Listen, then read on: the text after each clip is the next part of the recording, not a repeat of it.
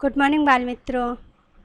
आज हम गणित में पार्ट 2 में आगे अभ्यास करेंगे। चलिए आप देखिए, आपको क्या दिखाई दे रहा है? चित्र दिखाई दे रहा है। तो हमें क्या करना है? क्रम से मिलाइए। तो हमें क्रम से मिलाना है। क्रम से मिलाना है तो क्या मिलाना है? तो चलिए हम देखते हैं। यहाँ अंक दिए गए हैं, अंकों को हमें क्रम से मिलाना है। यहाँ 1 को 2 से मिलाया गया है, तो हम 2 को 3 से मिलाएंगे।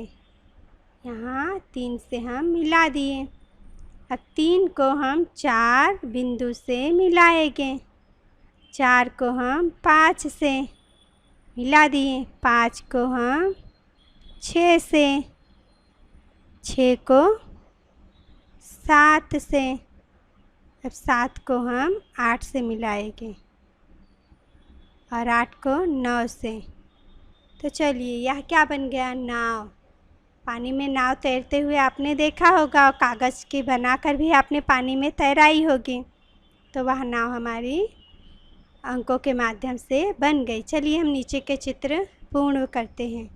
तो देखिए यहाँ 1 अंक को हम 2 से मिलाएंगे। कितने से? 2 से। 2 को हम 3 से मिलाएंगे, तो हम 3 से मिला दिए। तो यह हमारा, अब चलिए यहाँ 3 से 4 तक मिलाया गया है। अब हम 4 को 5 से मिला देंगे। अब यहाँ 5 से 6 मिलाया गया है। अब हम 6 से 7 को मिलाएंगे। 7 से 8 को। यह हमारा चित्र तैयार हो गया। क्या चित्र में दिखाई दे रही है? मछली। चलिए हम आगे देखते हैं। छूटी हुई संख्याएं लिखिए। तो छूटी हुई संख्या लिखने के लिए तो हमें क्या करना है? चलिए हम देखते हैं।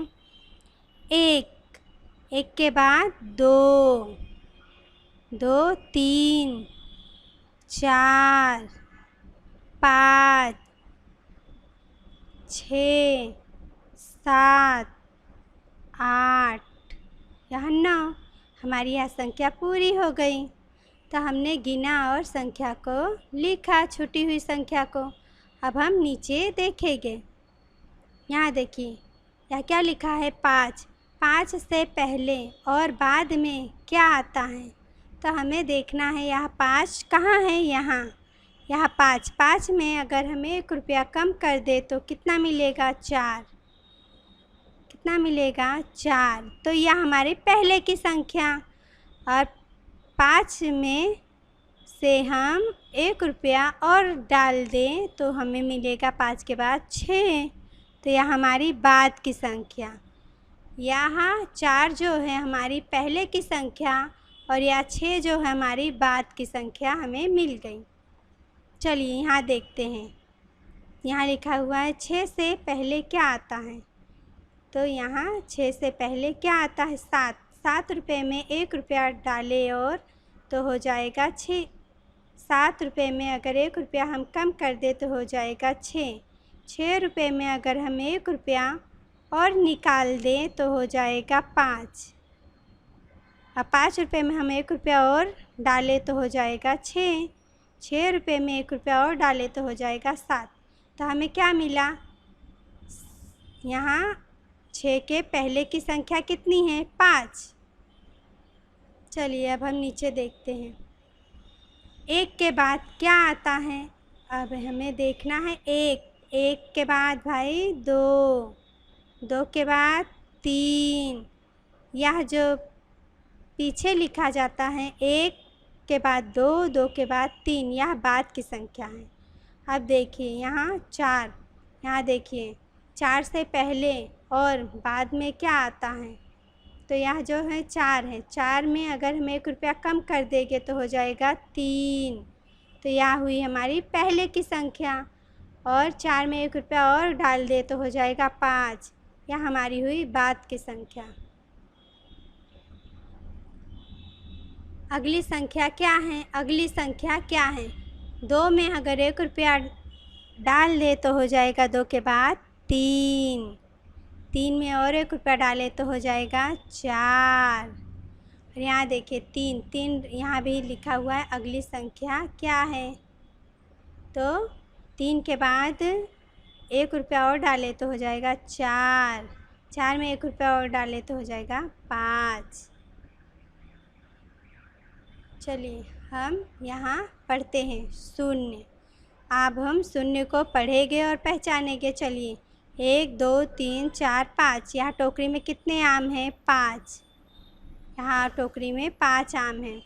तो हम यहाँ पढ़ेंगे। 5 लिखा गया है, पढ़िए देखिए। 5 रसीले आम टोकरी में रखे थे, माला ने खाया एक, कितने बच गए शेष? यह लड़की का नाम माला है और वहाँ 5 आम रखे हुए थे टोकरी में। तो उसने एक आम उठाकर खा लिया। अब उसकी टोकरी में कितने आम हैं सामने हम गिनेंगे। 1 2 3 4। तो हम यहाँ लिखेंगे 4। चलिए 4 रसीले आम टोकरी में रखे थे, माला ने खाया एक, कितने बच गए शेष? तो हमने देखा कि माला ने 5 आमों में से एक आम खा लिया था, तो 4 बचे थे। अब माला ने 4 आमों में से भी एक आम खा लिया, तो उसके सामने टोकरी में कितने आम बचे? 1 2 3। तो हम यहाँ लिखेंगे 3। 3 रसीले आम टोकरी में रखे थे, माला ने खाया एक, कितने बच गए शेष? यहाँ देखिए 3 आम टोकरी में थे, माला ने खा लिया एक आम, तो कितने आम बचे हम गिनेंगे। 1 2। तो हम यहाँ लिखेंगे 2। 2 रसीले आम टोकरी में रखे थे, माला ने खाया एक, कितने बच गए शेष? अब हम देखेंगे माला के पास टोकरी में 2 आम बचे थे, माला ने एक आम खा लिया, उसमें से टोकरी में कितने आम दिखाई दे रहे हैं आपको? हम गिनेंगे 1। तो हम यहाँ लिखेंगे 1। 1 रसीला आम टोकरी में रखा था, माला ने खाया एक, कितना बच गया शेष?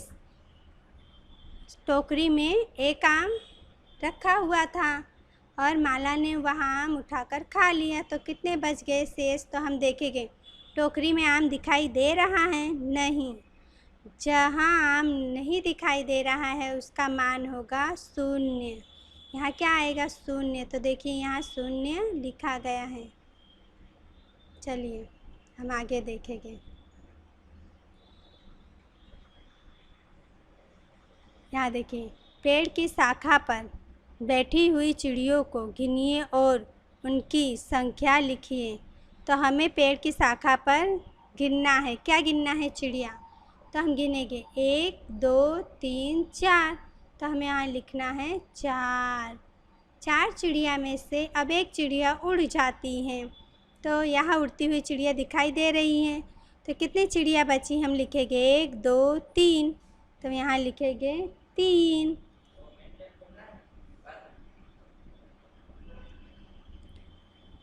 यहाँ अब 3 चिड़िया में से एक चिड़िया उड़ जाती हैं। वहाँ आपको उड़ती हुई चिड़िया दिखाई दे रही हैं। तो चलिए शाखा पर कितनी बची हम वहाँ गिनेंगे 1 2। तो हम लिखेंगे 2। हमें शाखा की ही चिड़िया गिननी है। तो चलिए यहाँ शाखा पर कितनी चिड़िया बची? 1। तो हम लिखेंगे 1। अब चलिए नीचे आपको चिड़िया शाखा पर दिखाई दे रही हैं। जहाँ हमें कुछ नहीं दिखाई दे रहा है वहाँ क्या आएगा? 0। यहाँ हम लिखेंगे 0। चलिए हम आगे देखते हैं।